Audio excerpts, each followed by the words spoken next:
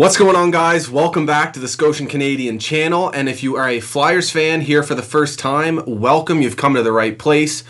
Obviously, I'm a diehard Habs fan, but I am going to do my best to put my bias aside and give you guys the most objective and the best breakdown and preview of the Montreal Canadiens Philadelphia Flyers round one series in the NHL that you will find anywhere.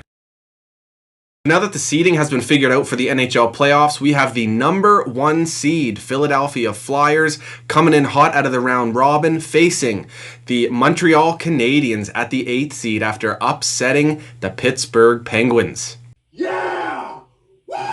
Now, in the regular season, the Philadelphia Flyers finished second in the Metropolitan Division with a record of 41-21-7 for a winning percentage of .645, whereas the Habs finished fifth in the Atlantic Division with a 31-31-9 record for a .500 win percentage. First, we're going to go through the regular season matchups between these two squads, and then we will go through the advanced team statistics for both of these teams.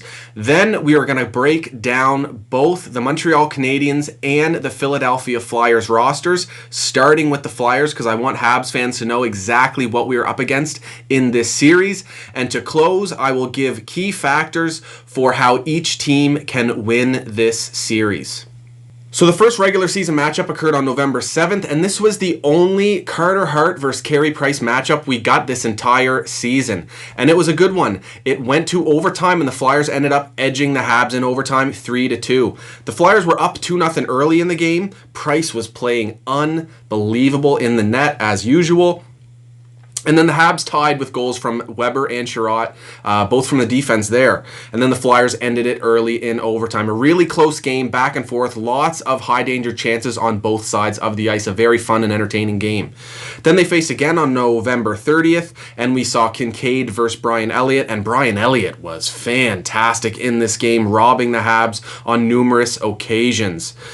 Flyers ended up winning this one as well, 4-3, again in overtime. So another close matchup between these two teams. The goal scorers for Montreal were Yoel Armia, who was flying all over the ice in that game, and Thomas Tatar with 2 goals. And for the Flyers, it was Lindblom, Hayes, and Konechny. And then in overtime, Provorov scored a nasty, probably one of the goals of the year in overtime, coast to coast, literally started from behind the net, the skating up the ice. He went from the left side of the ice to the right side, then through the legs in the O-zone, and deked out Carey Price for the game winner in overtime. Absolutely filthy display of skill from Provorov on that goal.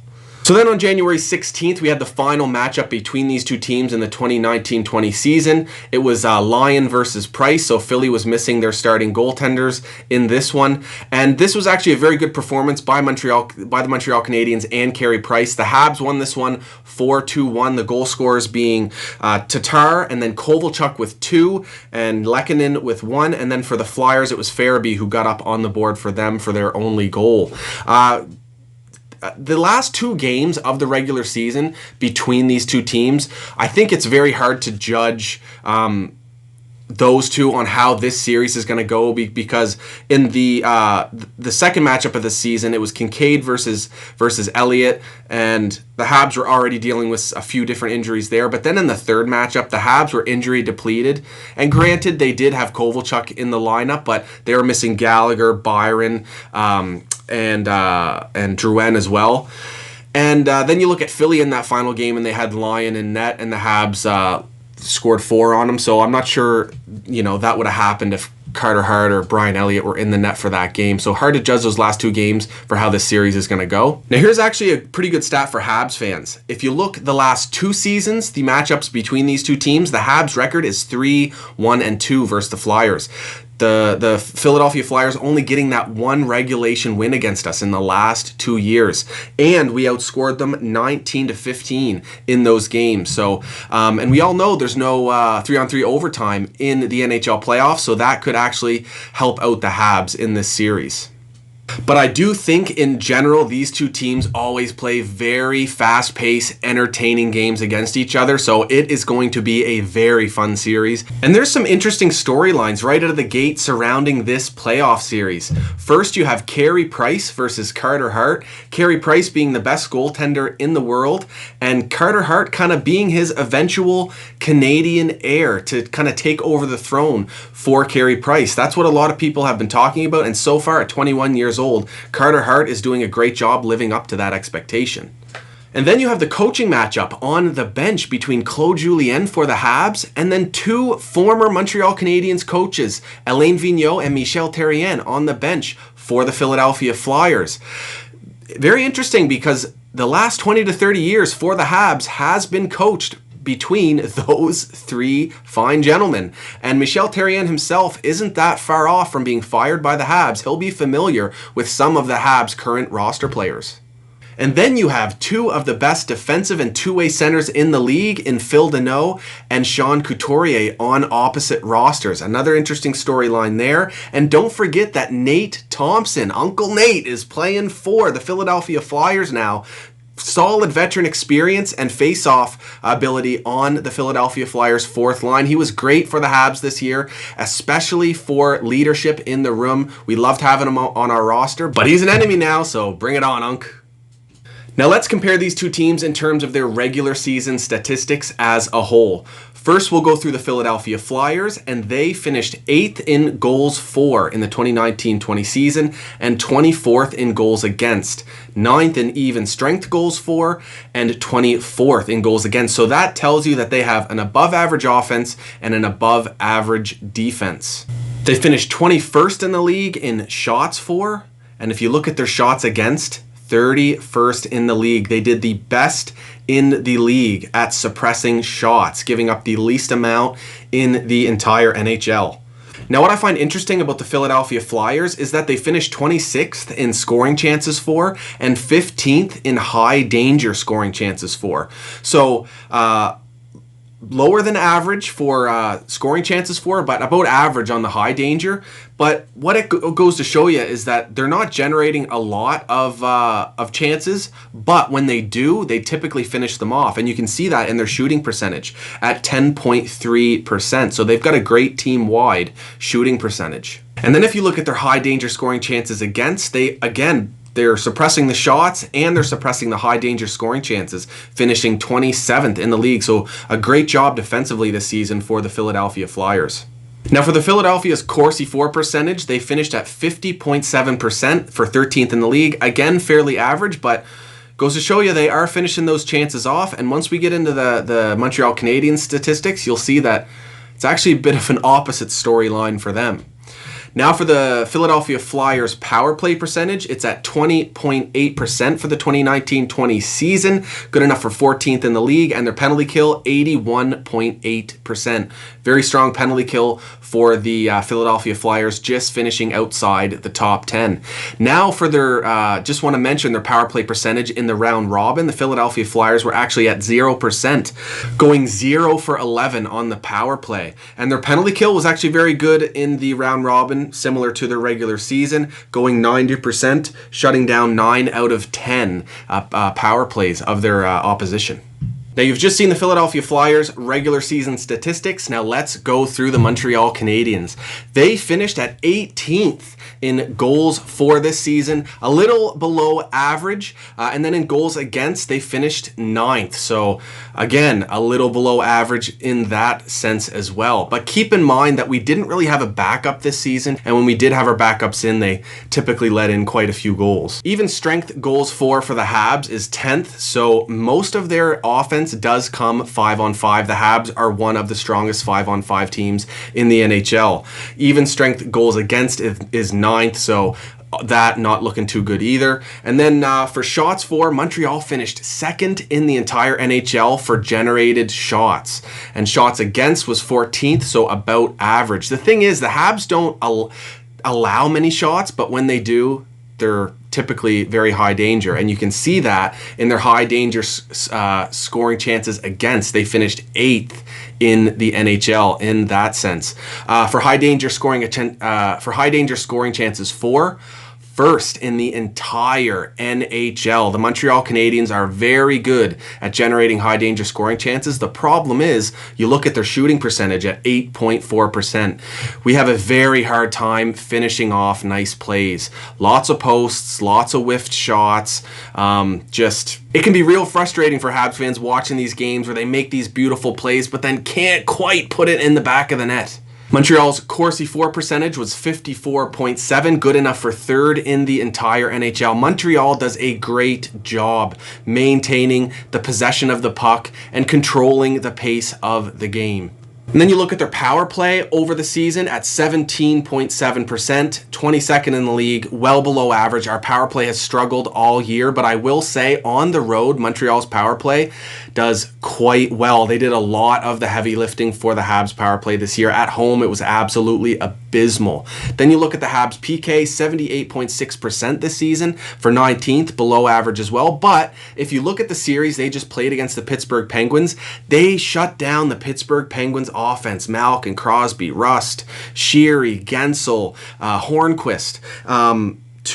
They shut 14 out of 17 of their power plays down. Good enough for an 82.4 penalty kill percentage. So Montreal did a fantastic job defensively in that Pittsburgh series. A lot of people say Price stole the series, but the penalty kill and the team defense and the ability on defense from Sherratt, Weber, and Kulak and Petrie cannot go unmentioned as well. They did a fantastic job for the Habs.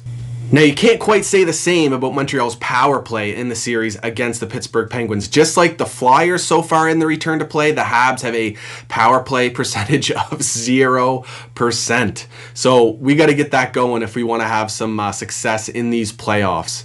But I will say about the Habs power play, they have done a good job in the last couple games at generating momentum, and they've scored a few goals just right after the power play has ended. Now let's break down the entire Philadelphia Flyers lineup. First, I want to speak about them a little generally here. If you look at their forward group, they only have 3 forwards who are under 6 feet. So they have some very skilled, very big boys in their forward group.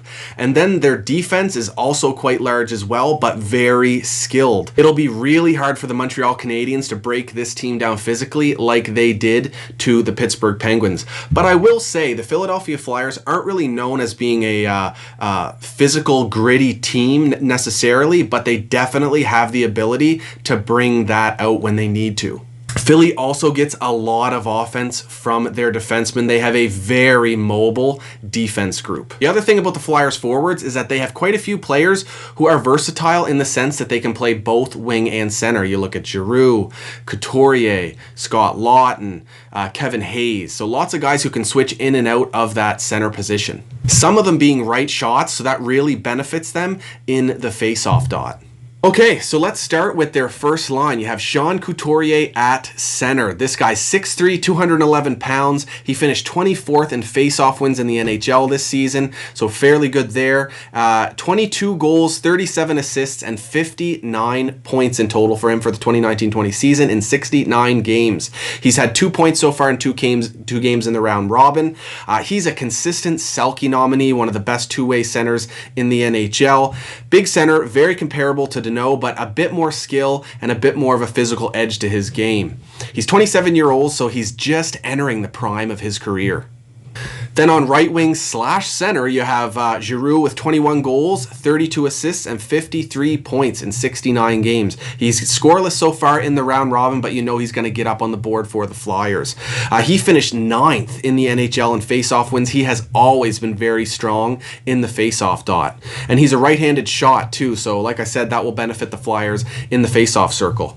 For many years, he was one of the best #1 centers in the NHL, strong in all areas of the game. He's got a great shot and very strong playmaking vision. He's 32 years old though, so he's just towards the end of his prime, so this is a big opportunity for him, and he's looking to have a long playoff run. And then on the left side, you have Joel Farabee with 8 goals, 13 assists for 21 points in 52 games this season. He's a former first-round pick. He went number 14 overall in 2018, and in two games so far in the round robin, he has 2 points. This is a big opportunity for him, playing on that first line with Jacob Voracek being out. Joel Farabee is an offensively gifted winger with speed. He's very shifty and deceptive with his play. He plays really fast. Not just his speed skating, but his style of play is really fast. Now, I'll bring up Voracek right quick. He's injured. No one's really sure what his injury is or how long he'll be out, but he has been one of the best playmakers in the NHL for many years. He had 12 goals, 44 assists for 56 points in 69 games this season for the Philadelphia Flyers. And you never know, he might end up playing in this series. We'll have to wait and see. You go down to the Philadelphia Flyers second line, and you have Kevin Hayes. This guy is huge. 6'5", 216 pounds. And with it, he's got some serious skill as a big center. He's also very versatile. He can play both wings and center. This season, he had 23 goals, 18 assists, and 41 points in 69 games. And so far in the round robin, he's got 4 assists. Kevin Hayes is more of an offensive forward, but he's not too shabby on the defensive side as well. He's well known for his shot, and he's become a consistent 25 goal scorer or so in the NHL. He's 28 and in his prime. Then on the left, another versatile winger at center left wing, Scott Laughton. 13 goals, 14 assists for 27 points in 49 games this season. And he has 5 points so far in the round robin, 3 goals and 2 assists. He's a former first round pick back in 2012. He went 20th overall, and he's a bit of a late bloomer. But lately, in the last few seasons, he's finally started to carve out a spot for himself in the Philadelphia Flyers top 9. And now he's getting his offensive game going on top of that. And he plays really heavy, loves to lay the body and get in on the forecheck. Then you look over on the right wing and you have who's probably going to give the Habs the hardest time in this series, Travis Konecny. He is a former first round pick, only back in 2015, went 24th overall late in the first round. What a great pick for the Philadelphia Flyers. Just a couple picks before the Habs picked Noah Juulsen. Konecny led the team in points this year with 24 goals, 37 assists, and 61 points in 66 games. 2 points so far as well in the round robin games. He's a small, speedy, and very skilled winger for the Flyers, and a right-handed shot on top of that. So a great one-time option. He's got very strong playmaking vision, and he's got a great shot as well. He's going to be a real handful for the Habs. You go down to their third line, and you have the power forward, James Van Riemsdyk, who the Habs are very familiar with, having played him back in the 2010 playoffs when he was just 23 years old, but more recently, his stint with the Toronto Maple Leafs in our division. He is 6'3", 217 pounds, very consistent 20 to 30 goal scorer throughout his career. He had 40 points in 60 games this season for the Philadelphia Flyers, and he is great at tipping pucks and the deflections in front of the net. He's also just a very strong net front presence and really good at scoring goals in tight in the slot. Very sneaky and shifty in the slot there. Probably one of the best in the league in that regard. Now his center is Derek Grant, a journeyman in the NHL. He's 30 years old now, played for quite a few NHL teams, most recently the Anaheim Ducks, but he was traded to the Philadelphia Flyers at the trade deadline and fit in with them right away, scoring 5 points in 7 games after the deadline. He's a big, responsible two-way center. He's a great skater, and he has some serious offensive upside as well. And then to his right, you have Obe Kubel, who just scored a couple goals in the last round robin game for the Flyers. And he had 15 points in 36 games for them this season. Down to their fourth line, you have Bunnaman Thompson, Mr. Nate Thompson, on the fourth line. He's always very strong in the faceoff dot, hovering around 55%. But he scored some clutch goals for the Habs this year. He has a decent slap shot, and he's also a very fast skater north to south. And his defensive ability on the peak penalty kill is very strong. And next to him on the right, you have Tyler Pitlick, who scored 20 points in 63 games this season, and he had 2 goals so far in 3 games in the round robin. Now we look at the Philadelphia Flyers decor, and first and foremost, you have Ivan Provorov, 6'1", 201 pounds, drafted 7th overall in the first round back in 2015. He's a left defenseman, and he had 13 goals, 23 assists for 36 points in 69 games this year, and he's already got an assist in the first 3 round-robin games. He's a great skating two-way defenseman, and he led the Flyers in points this season, as well as shots and blocks. He's quickly becoming a very strong number 1 defenseman in the NHL. Then on the right of Provorov, you have the very experienced Matt Niskanen. He is a right-shot defenseman. He is 33 years old with 128 playoff games experience between the Pittsburgh Penguins and the Washington Capitals, and he recently won the Cup with the Caps. Another great skating two-way defenseman for the Philadelphia Flyers, finished just behind Provorov in points, 8 goals, 25 assists for 33 points in 68 games. He's been scoreless so far in the round robin, so he'll be looking to get on the board early. This first defense pairing is going to be very hard to play against. Then down on their second pairing, you have Travis Sanheim, 24 years old, a left-handed defenseman. Big guy, he's 6'3", but another great offensive defenseman for the Flyers. 8 goals, 17 assists for 25 points in 69 games, and so far 2 points in his 3 round-robin games.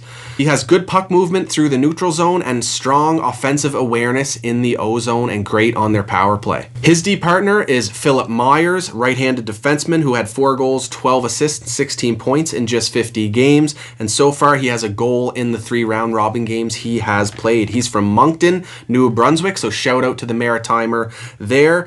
He is 6'5", 210 pounds, another big boy for the Flyers. He was undrafted out of the queue as well.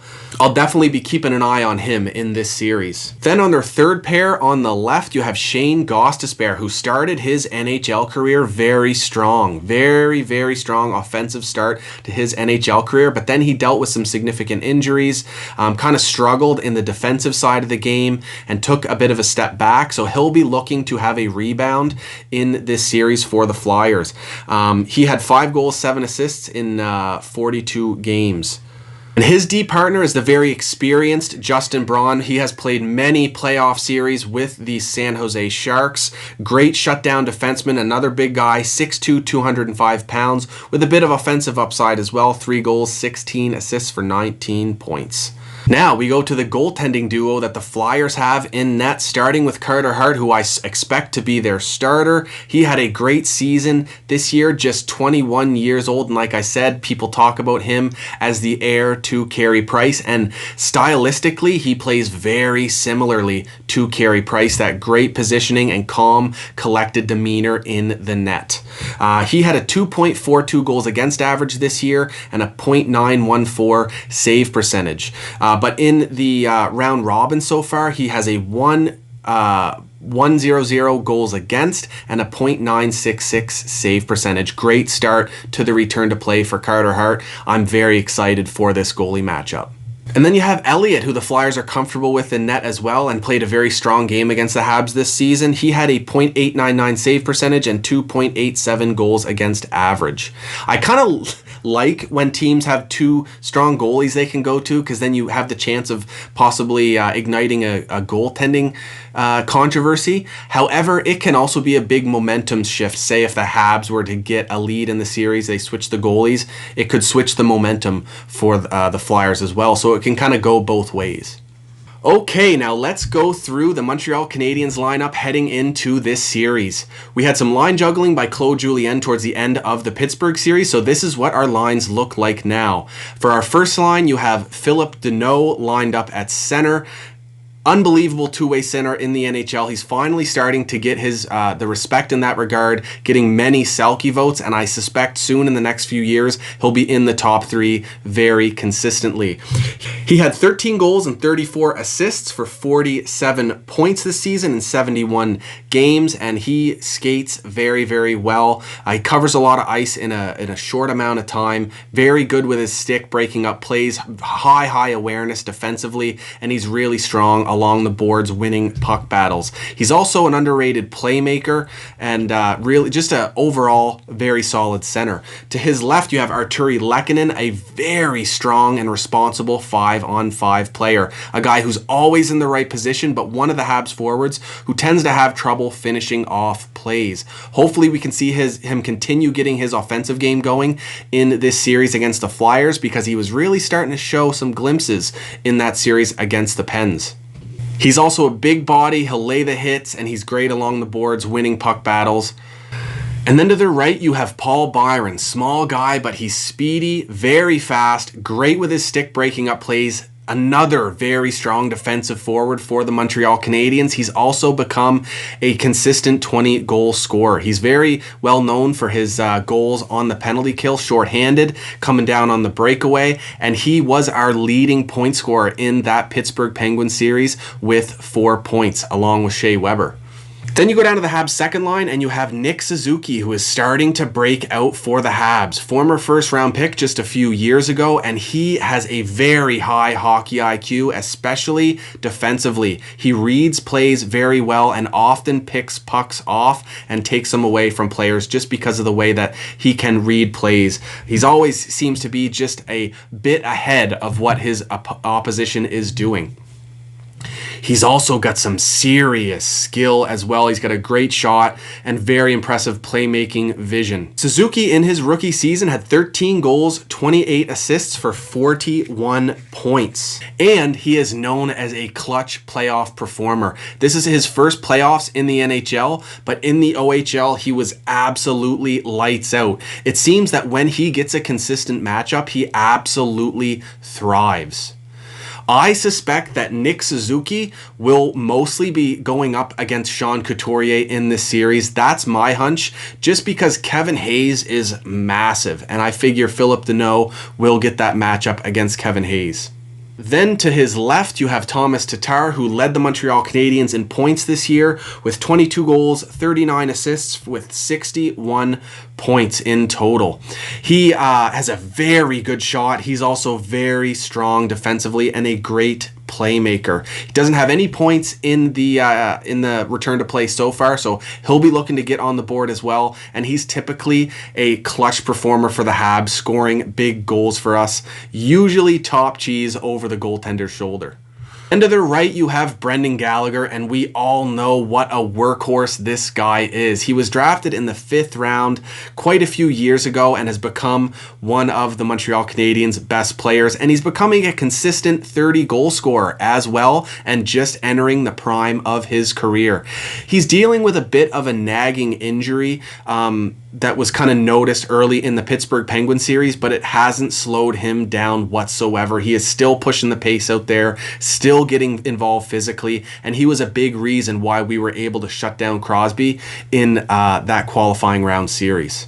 Now we go down to the Habs third line. We have Jesperi Kotkaniemi lined up at center, another guy who's starting to somewhat break out for the Habs. Not quite in terms of what he'll eventually become fully, but he has rebounded very well after having a subpar sophomore season. And he also is getting his physical game going very well. I often compare his style of play to Ryan Getzlaf. He skates with a low center of gravity, loves to use his edges and look for passing lanes. He gets physical down in the corners retrieving pucks. He actually led the Habs in hits in the Penn series with 19. He has been playing fantastic for us. He also led us in goals with 2, tied with Shea Weber. So some great offensive depth for the Habs. And to his left, you have Jonathan Drouin, who started to get really comfortable towards the end of that Pittsburgh series. He started the Habs season this year with 14 points in 19 games. Then he dealt with some significant injuries, and when he came back, he just really wasn't himself. And us Habs fans were a little worried when we started this return to play and he looked a bit off, but towards the end of the Pittsburgh Penguins series, he was looking really good, making some dynamic plays, really getting his hands moving. He's got some pretty silky mitts when he brings them out from time to time. Drouin also has an underrated shot that we'd all love him to utilize quite a bit more, and he's a fairly good playmaker as well. We'd love to see that chemistry get going between Kotkaniemi and Drouin. And to their right, you have Yoel Armia, another very strong defensive player for the Montreal Canadiens. Big boy as well, and he's got an underrated shot and very underrated hands in tight. He's great at retrieving pucks in the half walls, and he will dangle in a phone booth. Keep an eye out for that, Flyers fans, because you'll see him do it and you'll be like, who is that? And you'll be surprised to find out it's Yoel Armia. He was great for us against the Pittsburgh Penguins, really limiting their time and space, constantly pressuring skaters, especially the defensemen on the forecheck. And he was another big reason why we were able to shut down the Pens offense. Armia finished with 16 goals this season, a career high for him, and 14 assists for 30 points. Then you go down to the Habs fourth line, and we have Max Domi lined up at center on the fourth line, so more offensive depth for the Habs. The thing is, we traded away Nate Thompson to the Flyers, and now we don't have a veteran center. So unfortunately, instead of having Domi on the wing as an offensive option up in our top 6 or top 9, Claude Julien has decided to put him in a shutdown role because he does have significant experience playing center for Arizona and for Montreal. And he has accepted this role wholeheartedly, and he's been doing a great job. He often had matchups against Sidney Crosby in the away games for us in that first qualifying round series. We had 17 goals, 27 assists for 44 points this season in 71 games, but the year before that, he led us in scoring with 28 goals, 44 assists, and 72 points.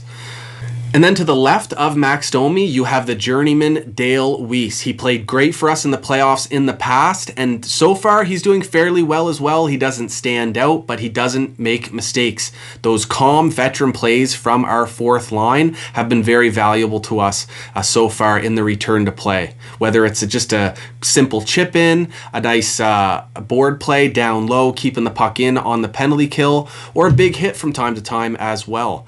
And then on the right side, you have Alex Belzile, who has just played his first game in the NHL in Game 4 against the Pens. Great story there. He's worked his way up from the ECHL, and at 29 or 30 years old, just played his first NHL game, so great story there. And he's got some offensive upside as well. He was an AHL All-Star recently and has had some decent looks so far in the return to play against the Leafs and in his first official NHL game against the Pens. Let me go down to the Habs decor, and we have Shea Weber. He has been an absolute beast for the Habs so far in the return to play offensively, but specifically defensively with Ben Sherratt shutting down the Pittsburgh Penguins. He plays very hard. He's brutal to play against down low. He clears the front of the net for Carey Price. He's vicious in the corners with sneaky cross checks. And entering in on the blue line, it's very hard for the opposition to come in on the blue line and not be expecting to get hit. And just his poise with the puck down low as well, getting those quick breakout passes and making the smart play. Anytime he gets the puck down low, I'm relieved because I know we are going to get it out of the D zone. Shea Weber was on pace for a career year this year. He had 15 goals and 21 assists for 36 points before the stop. So a lot of people had words to say about him, how he was slowing down and getting old. He absolutely has not. Granted, he is 34 years old, so he's at the end of his prime as a defenseman, but he still has not slowed down whatsoever. I mean, obviously he's not 26, 27 anymore, but he is still an elite top caliber defenseman in the NHL, one of the best number one defensemen you can ask for. And his partner, Ben Sherratt, has been massive for us as well. Another big guy, and he plays that way as well. Plays very similar to Shea Weber, actually. Same thing, clear in the front of the net, and great veteran plays down low, breaking the puck out. But he's also got a bit of offensive upside that you probably wouldn't expect as well. He's very aggressive in the O-zone, just like Shea Weber, shooting those pucks into traffic and towards the net. And whether or not the pucks get there, they generate offense because you end up getting a scramble in front of the net, and the Habs will crash and try to get that goal. We go down to the Habs second pair, and we have Jeff Petrie, who has been, after Carey Price, another one of our MVP candidates in that qualifying round against the Pens. He had the nasty snipe goal for us in Game 3, the game winner in that game, and overall, he is just a very sound two-way defenseman. He's strong offensively. He is a fantastic skater, especially through the neutral zone. He's got a great shot in the O zone, and he's strong defensively as well. He is also our most physical defenseman, laying the body. He does a great job lining up bone-crushing hits. And his partner, Brett Kulak, has been fantastic for us. Very, very good. He's a late bloomer in the NHL. We got him for very cheap from the Calgary Flames, and he has flourished in our system under Claude Julien. He's playing some very responsible and mobile hockey with Jeff Petrie, and they've played together quite a bit in the last couple years and have gathered some very strong chemistry together. They read off each other very, very well, and you Flyers fans will see that in this series. He skates well. He will pinch up in the play and bring the puck down low to generate offense, and just sound defensive decisions as well. Very strong second pair for the Montreal Canadiens. Then you go down to the Habs third D pairing, and you have Xavier Ouellet, a veteran NHLer who's had stints in the NHL for Detroit and the AHL for us down in Laval. Didn't really stand out in the series against the Pittsburgh Penguins, but he didn't make many mistakes, if any, either. And him and Mete have created kind of a underrated, responsible third pairing. A lot of Habs fans aren't too fond of that pairing. They want one of our young guys like Cale Fleury or Noah Juleson in the lineup instead of Xavier Ouellet, but got to give credit where credit's due. Xavier Ouellet has done his job out there.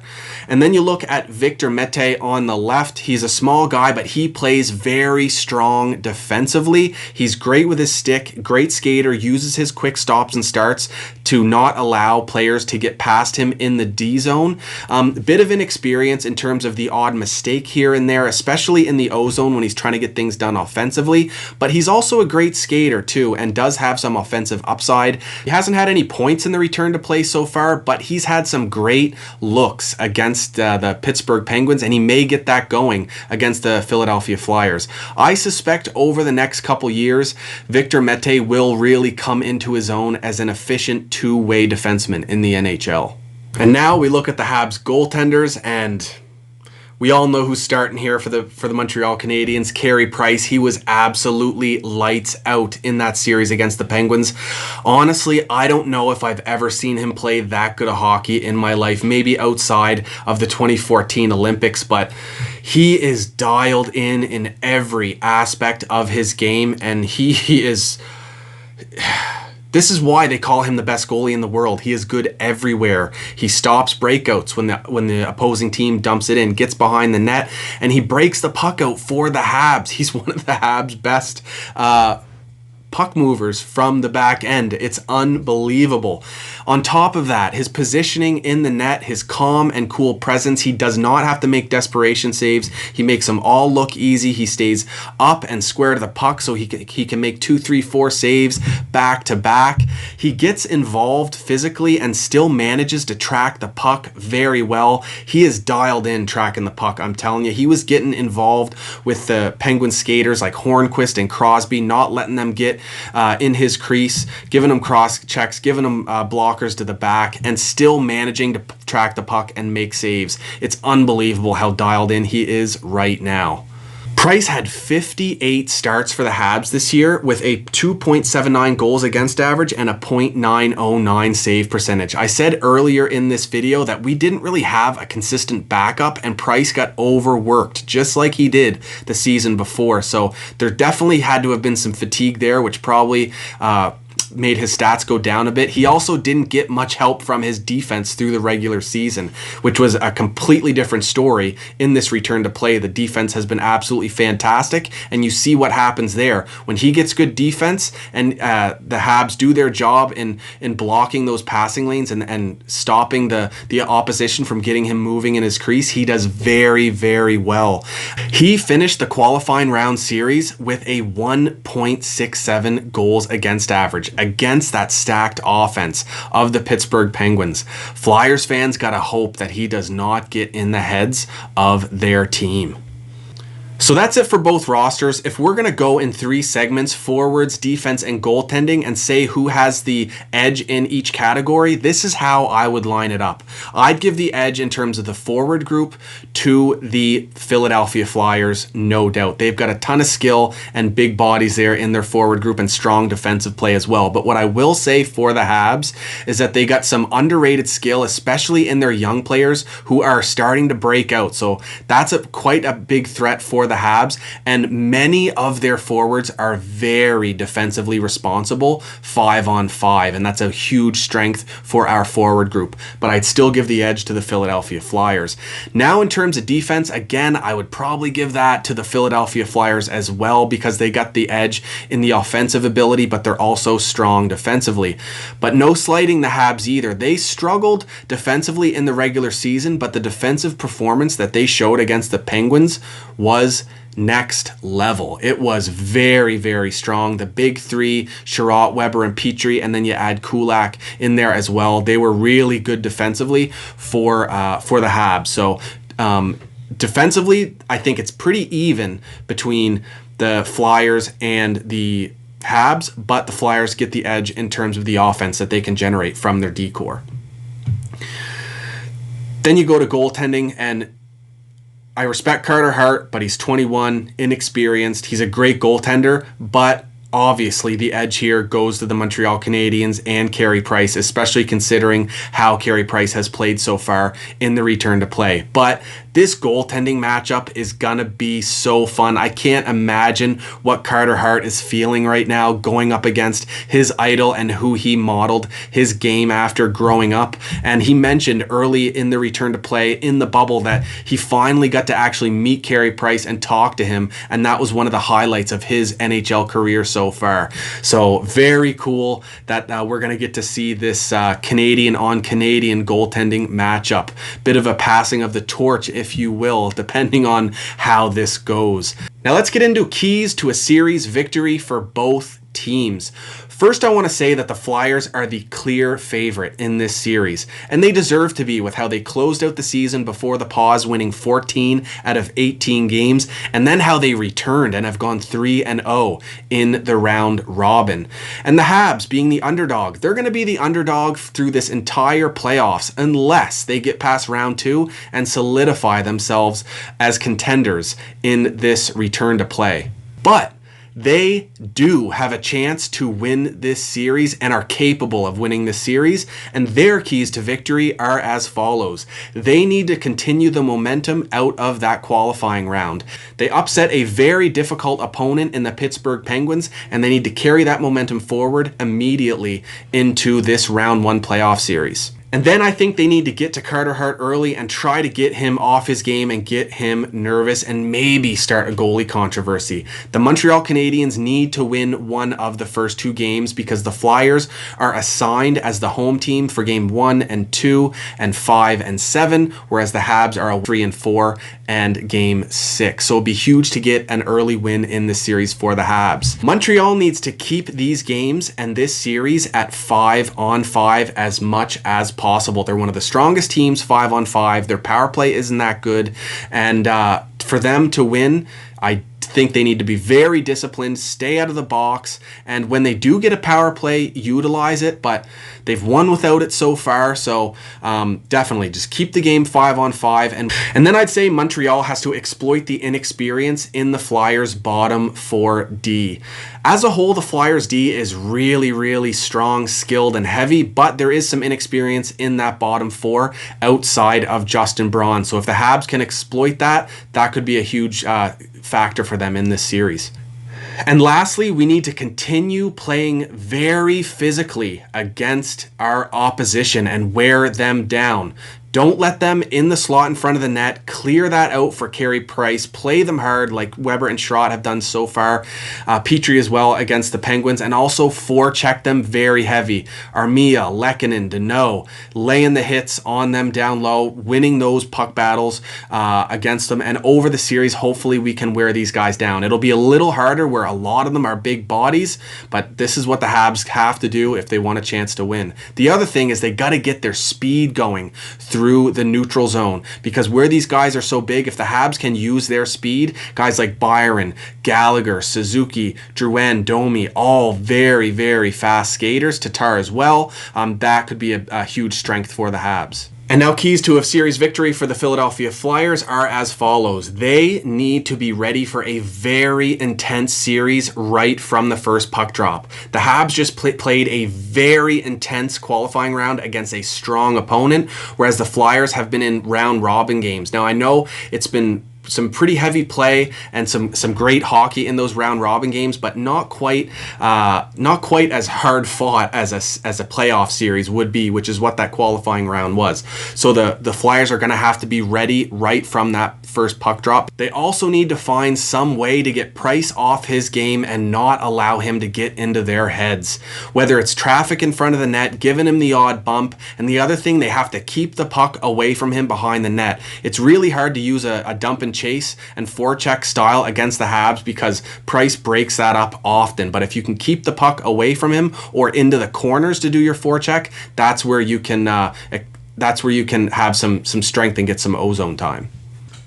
Where Montreal is such a good team, 5-on-5 at even strength, the Philadelphia Flyers have to get their power play going. It's at 0% so far in the round robin, but they did have an above average power play in the regular season, so they need to get that going and capitalize on their power play opportunities.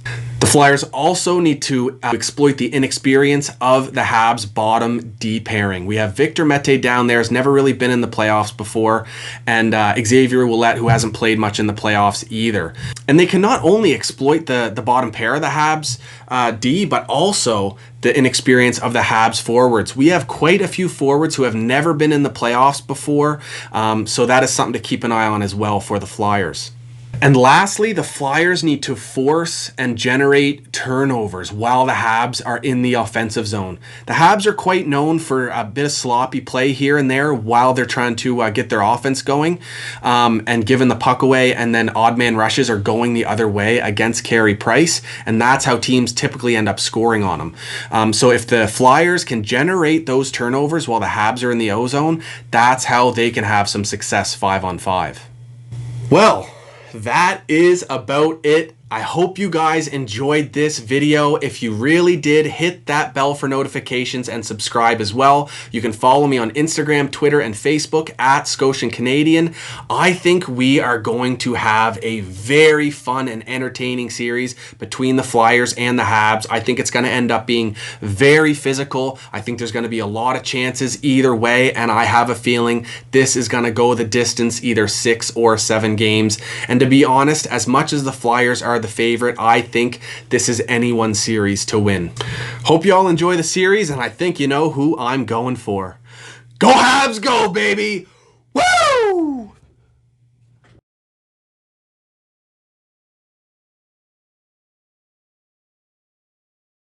Go Habs, go baby!